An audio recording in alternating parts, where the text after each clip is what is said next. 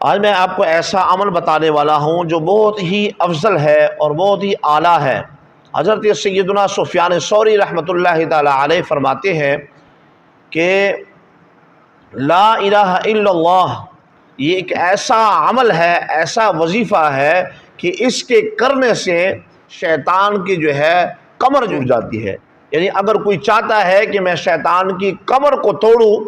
تو یہ عمل ایسا عمل ہے کہ وہ لا الہ الا اللہ کہتا رہے اور اس کا وظیفہ کرتا رہے، شیطان کی کمر خود بخود ہی ٹوٹ جائے گی۔ اور فرمایا کہ اگر تم چاہتے ہو کہ تمہارے ثواب کے اندر جو ہے وہ اضافہ ہو اور ثواب بڑھتا رہے تو پھر الحمدللہ کہا کرو، الحمدللہ کا ورد اپنے زبان پہ جاری کیا کرو۔ تو یہ دو عمل ایسے ہیں اگر انسان اس پر گامزن ہو جائے،